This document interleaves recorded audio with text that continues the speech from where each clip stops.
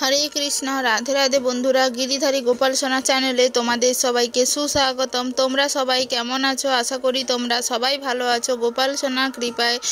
আর তোমাদের গোপু সোনাও অনেক অনেক ভালো আছে। আজকে এসেছিলাম একটু হসপিটালে হাজব্যান্ড আর ননদকে নিয়ে।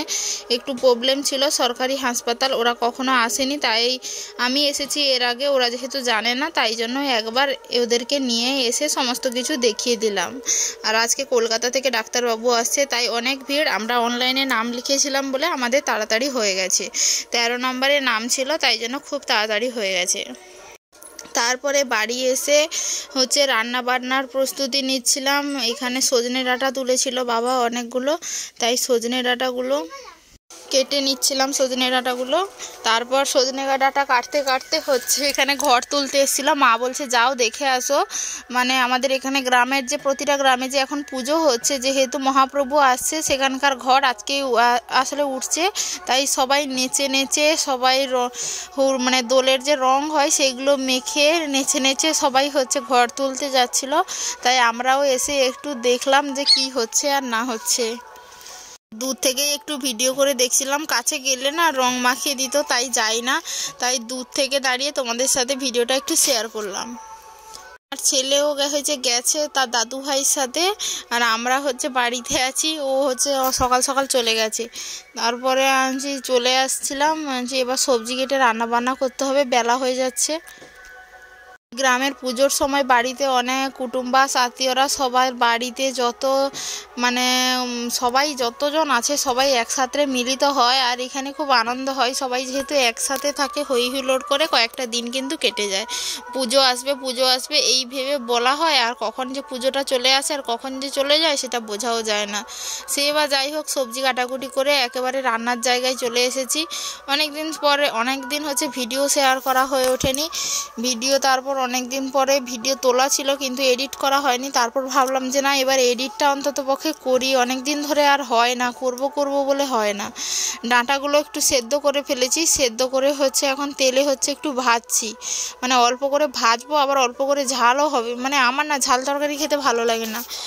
ডাঁটাগুলো যদি তেলে ভালো করে ভাজা হয় লবণ দিয়ে, তাহলে কিন্তু খেতে ভালো লাগে। আর আমার ছেলেও এইগুলো খাবে। আর ঝাল তরকারিতে যেহেতু লঙ্কা দেওয়া হয়, ছেলে ওইগুলো খেতেও পারে না। এইগুলো আমার মা ছেলের জন্যই করছি। ডাঁটাগুলো ভেজে নেওয়ার পরে কয়েকটা বিমস ছিল, সেই বিমসগুলো অনেক দিন ধরে পড়ে আছে, সেইগুলো কেটে অল্প বিমস ওইগুলো ভাজছিলাম। আবার হাজব্যান্ড বললো একটু সয়াবিনের ভাজা করতে, তাই একটু সয়াবিন ভাজাও করছি। সয়াবিন ভাজা খেতে কিন্তু আমাদের বাড়িতে আমরা সবাই ভালোবাসি, শুধুমাত্র বাবা ছাড়া। আর সবাই মোটামুটি খেতে ভালোবাসে। আমি আর আমার হাজব্যান্ড সবথেকে বেশি ভালোবাসি সয়াবিন খেতে। তাই অল্প করে সয়াবিনও সেদ্ধ করে জল ঝরিয়ে লবণ আর হলুদ দিয়ে অল্প তেলে ভাজছিলাম। একটু লঙ্কা গুঁড়ো দেবো, আর ছেলের জন্য কয়েকটা সেদ্ধ সাইডে তুলে রেখেছিলাম।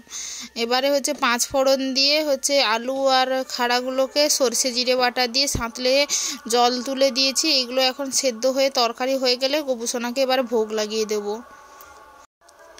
আজকে রান্না করতে অনেকটাই দেরি হয়ে গেল, গোপুসোনাকে ভোগ লাগাতেও তাই দেরি হয়ে গেল। আর সংসারে থাকলে এইরকম হয়। সংসারে থাকলে ভগবানের সেবা প্রত্যেক দিন একই টাইমে কখনো হয় না, কখনো আগে হয়, কখনো পরে হয়, কখনো বা টাইমে হয়। এইটাই সংসারে থাকাকালীন হয়। বিশেষ করে আমাদের একটু অসুবিধা হয়। আমাদের বাড়িতে যেহেতু সবাই ভক্ত নয়, তাই জন্য অনেকটাই অসুবিধা হয়।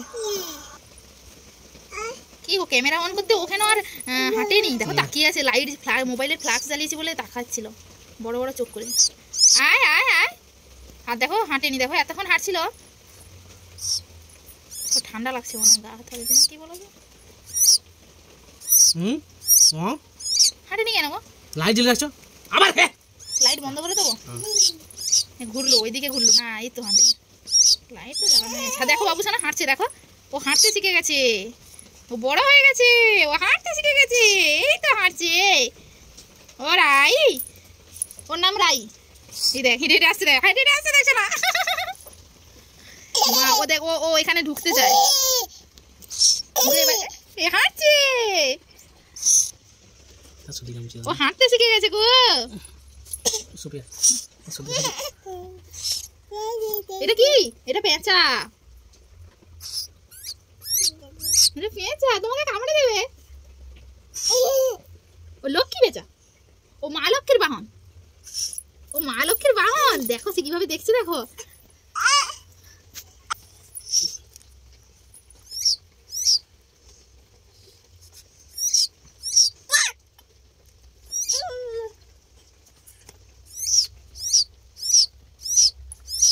হ্যাঁ আচ্ছা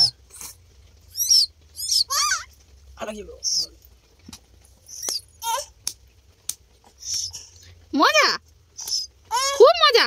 সোনার মায়ের কাছে চলে এসেছে রে। এ মা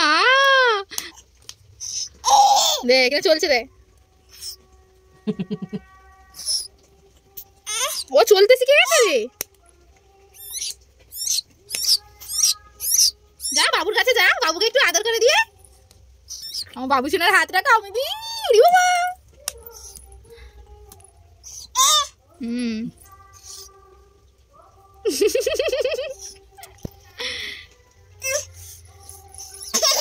বাবা মাটিতে শুয়ে পড়লো দেখো।